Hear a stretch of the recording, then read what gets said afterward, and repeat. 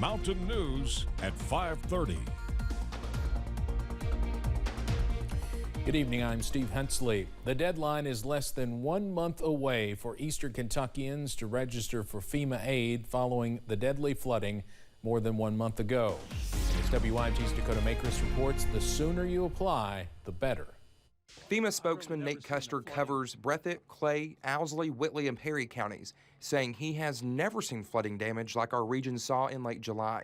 Remnants of homes, overturned vehicles, school bus in the waterway, all kinds of vegetative debris. Custer says the last day to register for FEMA aid is September 28th.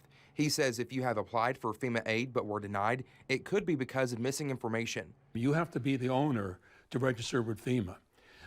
A little word on what your general damages were when you register, whether you have insurance. Adding communication is key to getting FEMA aid. You should give them a good phone number so inspectors can schedule a time to visit your home. FEMA will try 3 times to contact the people. If that doesn't work, then we're going out to the address. We asked why people are being denied when they have damage and why some are getting very little aid.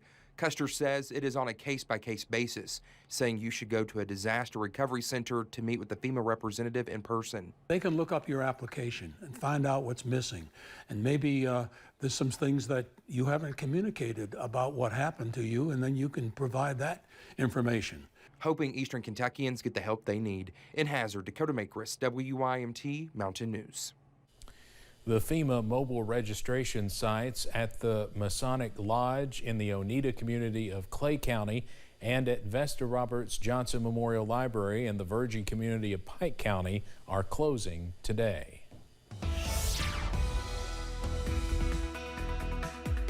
Well, if you haven't been outside to experience an absolutely gorgeous afternoon, you've got a little bit of time before the sun sets this evening to take advantage of the absolutely fantastic weather.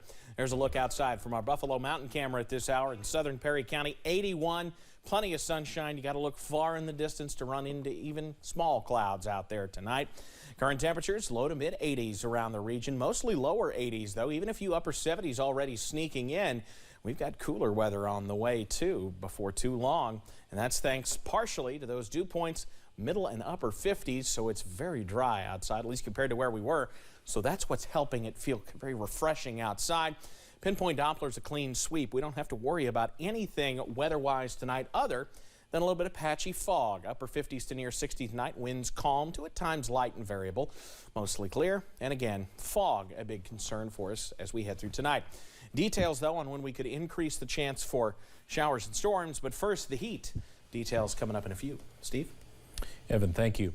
Representative Charlie Crist resigned from Congress today. He won the Democratic primary for governor in Florida last week. Crist's campaign said the resignation from Congress allows Crist to fully focus on his race against incumbent Republican Governor Ron DeSantis.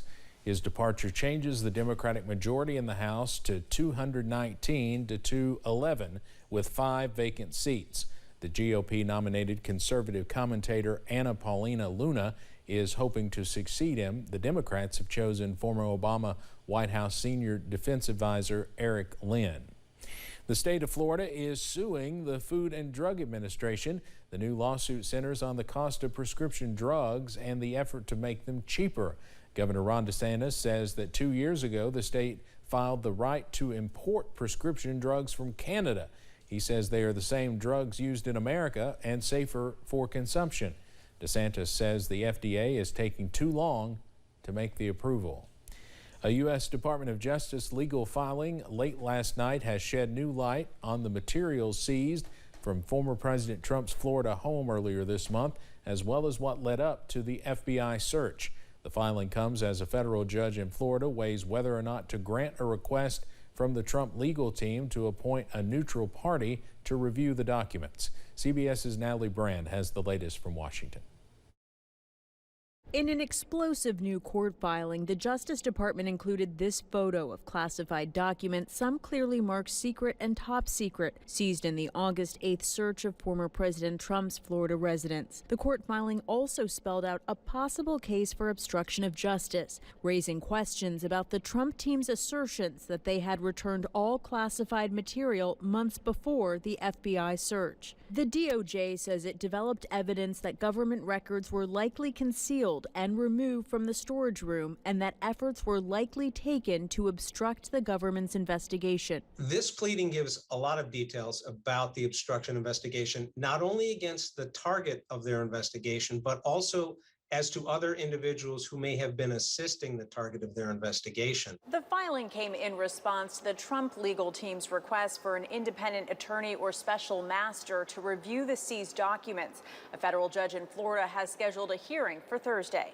Federal prosecutors vehemently argued against the appointment of a special master in the filing, saying it's unnecessary and would harm national security interests. The Department of Justice did a very good job to fight back and refute any sort of need for a special master to review for executive privilege. My father-in-law has said he has nothing to hide. He did nothing wrong. Wednesday, the former president again said on his social media platform that he declassified the documents. But DOJ officials pushed back, arguing Trump's representatives didn't assert that he had declassified the documents when they returned some of them in June. And they say the presidential records do not belong to him. Natalie Brand, CBS News, Washington.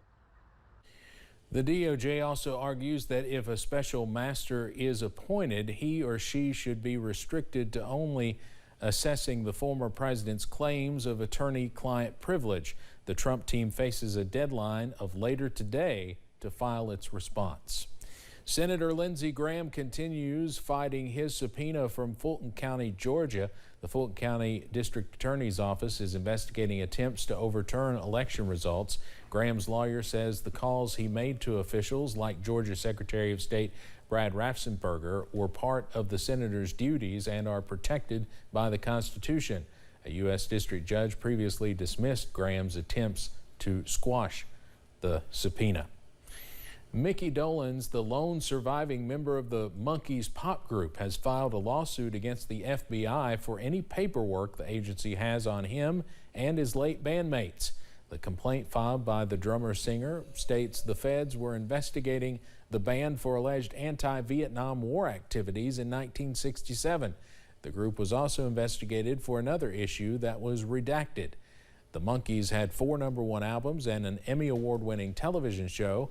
Their hits included I'm a Believer, Last Train to Clarksville, and Daydream Believer. Coming up on Mountain News at 5:30, the last leader of the Soviet Union has died, but his legacy lives on. We have the perspective of a CBS News reporter who interviewed Mikhail Gorbachev nearly 20 years ago. Plus, some free AC courtesy of Mother Nature tonight. The details on when more summer-like conditions work back in, though, coming up on the other side of this break. WYMT News app offers alerts on breaking stories as they happen, customized to the categories you choose. The